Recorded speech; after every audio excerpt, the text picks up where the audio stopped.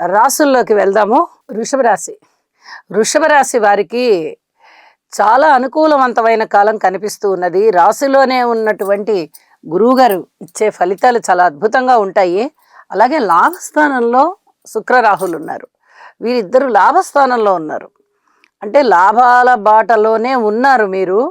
అయితే వివాహాది శుభకార్యాల విషయంలో కొంచెం ఆచితూచి ప్రవర్తించుకుంటూ వెళ్ళండి. వచ్చింది కదా సంబంధం, నచ్చింది కదా సంబంధం అని వెంటనే కుదిర్చేసుకోవడము ఇలాంటివి చెయ్యొద్దు. కొద్దిగా టైం తీసుకోండి. ఇదొక్కటి చెప్పదగినటువంటి సూచన. భార్యాభర్తల మధ్య ఆత్మీయతానురాగాలు కూడా పూర్వం కన్నా కాస్త మెరుగైనటువంటి ఫలితాలు ఉంటాయి. మీ మాట తీరు చాలా బాగుంటుంది. అన్యోన్యత, ఎవరితో మాట్లాడినా కూడా చక్కగా ఆత్మీయత, అన్యోన్యత కనిపిస్తూ ఉంటుంది. అంటే ఒక నిండుదనం ఉంటుందన్నమాట మాటలో. అలాగా మాట్లాడతారు, 10 మంది మెప్పు పొందుతారు. రాజకీయ నాయకులకి చాలా బాగుంది, వ్యాపారస్తులకి చాలా బాగుంది.